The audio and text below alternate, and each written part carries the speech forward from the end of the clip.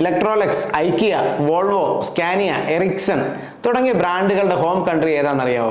അതെ, സ്വീഡൻ ആണ് ഈ ബ്രാൻഡുകളുടെ എല്ലാം തന്നെ home country. Hi all, welcome to this video. ഈ വീഡിയോയിൽ നമ്മൾ Sweden as an overseas study destination, fees എത്രയാണ്, അക്കാഡമിക് എൻട്രി റിക്വയർമെന്റ്സ് എത്രയാണ്, part time job, stay back, application fees, വിസയ്ക്കുള്ള റിക്വയർമെന്റ്സ് തുടങ്ങി A to Z കാര്യങ്ങളാണ് ഡിസ്കസ് ചെയ്യുന്നത്. ബിഫോർ ഗോയിങ് ഫർദർ, ഈ ചാനൽ ഇതുവരെ സബ്സ്ക്രൈബ് ചെയ്തിട്ടില്ലെങ്കിൽ you can subscribe right now. So starting with the first point, why Sweden?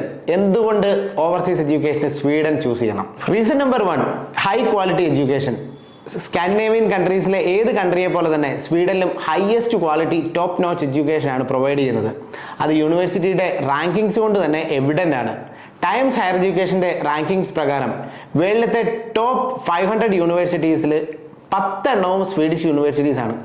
അതിലൊരു interesting fact, out of world's 200 best universities 6 are from Sweden. Reason number 2, Sweden is rank 3rd in global innovation index. അതായത് globally innovative ആയിട്ടുള്ള കൺട്രീസിൽ എടുത്ത് നോക്കുകയാണെങ്കിൽ Sweden 3rd rank ആണ്. ഇനി യൂറോപ്പിൽ, അതായത് യൂറോപ്യൻ യൂണിയനിൽ സ്വീഡൻ ഫസ്റ്റ് റാങ്ക്ഡ് ആണ്. ഗ്ലോബലി എടുത്ത് നോക്കുകയാണെങ്കിൽ സ്വീഡന് മുന്നിലുള്ളത് US-ഉം സ്വിറ്റ്സർലൻഡും മാത്രമാണ്. Reason number 3, 3% of entire Swedish GDP is allotted four R&D. അതായത് സ്വീഡൻ്റെ ഓവറോൾ GDPയുടെ 3% റിസർച്ച് ആൻഡ് ഡെവലപ്മെൻറ്റ്, കൂടുതലും ഇന്നൊവേഷന് വേണ്ടി മാറ്റി വെച്ചിരിക്കുകയാണ്. ഈ 3% എന്ന് കേൾക്കുമ്പോൾ ഇതൊരു വളരെ ചെറിയ എമൗണ്ട് എന്ന് വേണേൽ തോന്നാം. എന്നാൽ ലോകത്തിലെ ഈ ഒരു അലോക്കേഷൻ്റെ കാര്യത്തിൽ Sweden ranks 4th. Reason number 4, spouse and children can fly with the student.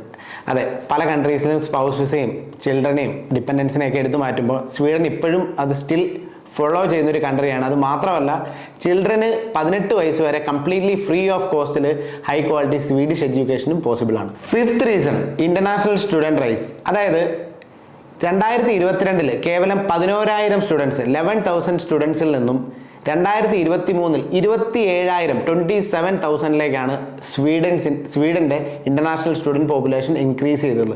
ഇതിൽ നിന്ന് തന്നെ എവിഡൻ്റ് ആണ് ഗ്ലോബലി സ്വീഡൻ ഒരു ഇന്റർനാഷണലി ബെസ്റ്റ് സ്റ്റഡി ഡെസ്റ്റിനേഷൻ ആയിട്ട് വളർന്നുകൊണ്ടിരിക്കുന്നു എന്നുള്ളത് തന്നെയാണ്. Now jumping into the segment number 2, top industrial segments in Sweden. Segment number 1 is engineering. എല്ലാ മേജർ എഞ്ചിനീയറിംഗ് ബ്രാഞ്ചസിനും സ്വീഡനിൽ ഹൈ സ്കോപ്പ് ഉണ്ട്. ഈവൻ മെക്കാനിക്കൽ എഞ്ചിനീയറിംഗ്, ഓട്ടോമോട്ടീവ് എഞ്ചിനീയറിംഗിനും സ്വീഡനിൽ ഹൈ സ്കോപ്പ് തന്നെയാണ്. ഇതിൽ നിന്ന് എടുത്തു പറയേണ്ട ഒരു കാര്യം എന്ന് പറഞ്ഞു കഴിഞ്ഞാൽ റിന്യൂവബിൾ എനർജിയുടെ സ്കോപ്പാണ്.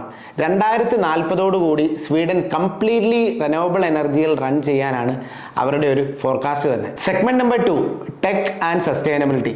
ടെക് എന്ന് പറയുമ്പം എഡ്ടെക്, മെഡ്ടെക്, ഫിൻടെക്, ടെക് ചേർത്തുള്ള എല്ലാം അതിനകത്ത് വരും. So sustainability is another part. Segment number 3, business and finance.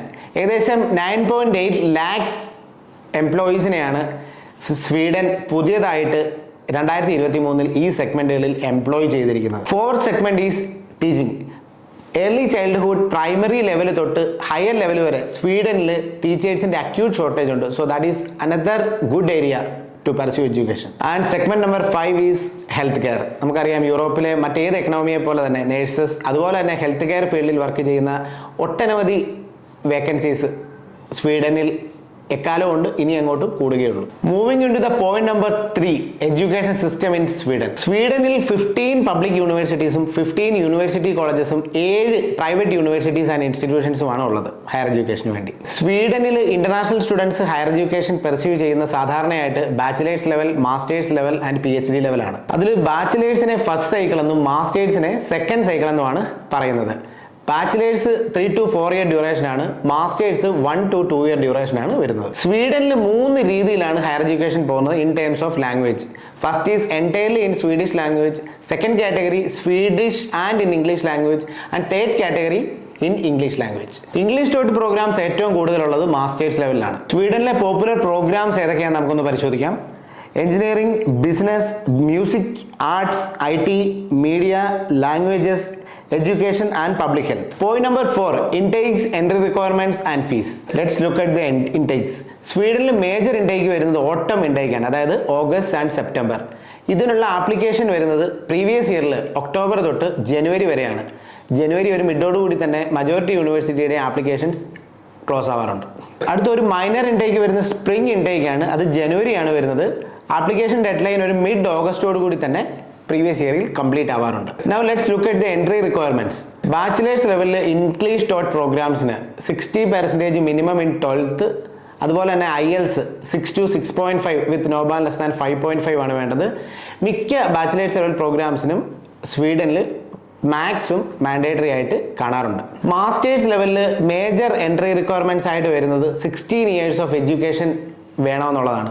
അതായത് 12th ശേഷം 3 year ബാച്ചിലേഴ്സ് പറ്റുകയില്ല, 4 year ബാച്ചിലേഴ്സ് തന്നെ വേണം.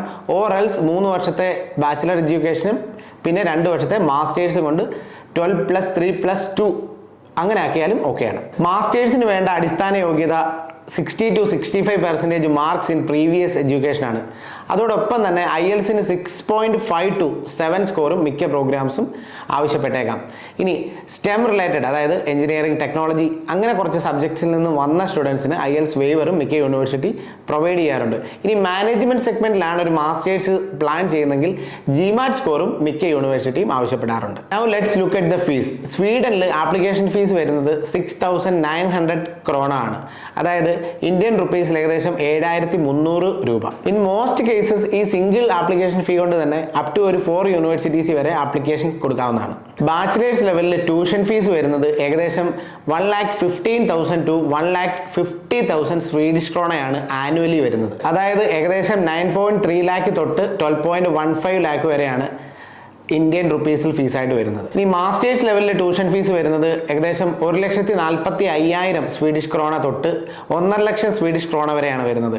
അറൌണ്ട് ഒരു 12 lakhs ഇന്ത്യൻ റുപ്പീസ് ആണ് വരുന്നത്. Now moving to the 5th point, admission and visa. അഡ്മിഷന് വേണ്ടിയുള്ള കംപ്ലീറ്റ് ഡോക്യുമെന്റ്സ്, അതായത് ലാസ്റ്റ് അക്കാഡമിക്സ് വരെയുള്ള എൻറ്റയർ ഡോക്യുമെന്റ്സ്, റെസ്യൂമെ, പാസ്പോർട്ട്, പിന്നെ SOP തുടങ്ങിയ ബേസിക് ആയിട്ടുള്ള നമ്മൾ ഓവർസീസ് ഏത് കൺട്രിയിലും അപ്ലൈ ചെയ്യുന്ന ഡീറ്റെയിൽസ് തന്നെയാണ് ഇവിടെ നമുക്ക് വേണ്ടത്. വൺസ് നമ്മുടെ ആപ്ലിക്കേഷൻ പ്രോസസ്സ് കഴിഞ്ഞാൽ നമ്മൾ സെലക്റ്റഡ് ആണെങ്കിൽ നമുക്കൊരു ഓഫർ ലെറ്റർ കിട്ടും. സോ ഫസ്റ്റ് സെമസ്റ്റർ ഫീസ് അടച്ച് ഓഫർ അക്സെപ്റ്റ് ചെയ്യാവുന്നതാണ്. സോ അതിനുശേഷം ഒരു അക്സെപ്റ്റൻസ് ലെറ്റർ കിട്ടുകയാണ് നെക്സ്റ്റ് സ്റ്റെപ്പ്. ഇവിടെ ശ്രദ്ധിക്കേണ്ട ഒരു കാര്യം, മറ്റ് സ്കാൻഡിനേവിയൻ നേഷൻസിലെ പോലെ ഇന്റർവ്യൂസോ ടെസ്റ്റോ തന്നെ സ്വീഡനിൽ ഇല്ല എന്നുള്ളത് ഒരു ഇൻട്രസ്റ്റിംഗ് ഫാക്ട് ആണ്. അടുത്തതായിട്ട് വിസയ്ക്കുള്ള മേജർ ഇൻഗ്രീഡിയൻറ്റ് മറ്റേത് കൺട്രീസിലെ പോലെ തന്നെ ഫണ്ട്സ് തന്നെയാണ്. ഇവിടെ സ്റ്റുഡൻസിന് bank balance certificate and 3 month statement ആണ് വേണ്ടത്. ലിവിംഗ് എക്സ്പെൻസിനായിട്ടുള്ള ഫണ്ട് കാൽക്കുലേറ്റ് ചെയ്യുന്നത് ഇങ്ങനെയാണ്. സ്റ്റുഡൻസിന് 12 lakh, സ്പൗസിന് 6 lakh, പെർ ചൈൽഡിന് 4 lakh ആണ്. സോ ഒന്ന് സമ്മറൈസ് ചെയ്യുകയാണെങ്കിൽ ടോട്ടൽ ഫണ്ട്സ് ഈക്വൽസ് നമ്മുടെ living expense plus remaining tuition fees. Once നമുക്ക് അഡ്മിഷൻ്റെ ഡോക്യുമെന്റ്സും അതുപോലെ തന്നെ ഫണ്ട്സും ബാക്കിയുള്ള റിക്വയർഡ് ഡോക്യുമെന്റ്സ് ഓക്കെ ആണെങ്കിൽ നെക്സ്റ്റ് സ്റ്റെപ്പ് സ്വീഡിഷ് എംബസിയിൽ ഡൽഹിയിൽ അപ്പോയിൻമെന്റ് എടുക്കുക എന്നുള്ളതാണ്. സോ ഒരു 80% കേസസിലും അവിടെ ഇന്റർവ്യൂസ് ഒന്നും ഉണ്ടാവാറില്ല. റെയർലി ചില കേസസിൽ ഇന്റർവ്യൂസ് ഉണ്ടാവാറുണ്ട്, ഉണ്ടെങ്കിൽ പോലും അതൊരു നോർമൽ ഇന്റർവ്യൂ ആണ്. Now jumping into the 6th and final point, part time jobs, stay back and PR. സ്വീഡനിൽ പാർട്ട് ടൈം ജോബ്സ് എന്ന് പറഞ്ഞാൽ അൺലിമിറ്റഡ് ആയിട്ട് തന്നെ ഒരു സ്റ്റുഡന്റ് വർക്ക് ചെയ്യാം. ഇനി സ്പൗസിനും ഓപ്പൺ വർക്ക് പെർമിറ്റ് ആണ് കിട്ടുന്നത്. സ്വീഡനിൽ സ്റ്റേ ബാക്ക് വരുന്നത് ബാച്ചിലേഴ്സ് ലെവലിലും മാസ്റ്റേഴ്സ് ലെവലിലും എല്ലാം തന്നെ 1 year ആണ്. നൗ PRന് സ്വീഡനിൽ 3 year ഫുൾ ടൈം വർക്ക് ചെയ്യാന്നുള്ളതാണ് മേജർ എലിജിബിലിറ്റി ക്രൈറ്റീരിയ ആയിട്ട് വരുന്നത്. ഒരു മിനിമം സ്വീഡിഷ് ലാംഗ്വേജിലുള്ള എലിജിബിലിറ്റിയും മാൻഡേറ്ററി ആണ്. സ്വീഡൻ അല്ല മറ്റേതെങ്കിലും ഓവർസീസ് ഡെസ്റ്റിനേഷനെ കുറിച്ചും ഇതുപോലെ ഇൻഫർമേറ്റീവ് ആയിട്ടുള്ള വീഡിയോ നിങ്ങൾക്ക് വാച്ച് ചെയ്യണമെങ്കിൽ you can look into my playlist. Just ഒരു ഓവർസീസ് എഡ്യൂക്കേഷൻ കൺസൾട്ടിംഗ് അല്ല, മൾട്ടിപ്പിൾ കൺട്രീസ് ആയിട്ട് കമ്പയർ ചെയ്തിട്ടുള്ള ഒരു career based overseas education consulting നിങ്ങൾക്ക് ആഗ്രഹിക്കുന്നെങ്കിൽ you can book for a free consulting in the link provided. ഇനി അതുപോലെ തന്നെ നിങ്ങളൊരു മാസ്റ്റേഴ്സ് ആപ്ലിക്കൻ്റ് ആണെങ്കിൽ you can book for our overseas master class. Because master's കഴിഞ്ഞിട്ട് ഇനിയിപ്പോൾ ഒരു ഹൈ പേയിങ് കരിയറിൽ എത്തുക എന്ന് പറഞ്ഞു കഴിഞ്ഞാൽ it's not that easy. So highly recommend that. നിങ്ങൾക്ക് ഈ വീഡിയോ ഇഷ്ടപ്പെട്ടെങ്കിൽ please do like, comment and subscribe this channel. So thank you for watching once again. See you in another video. By.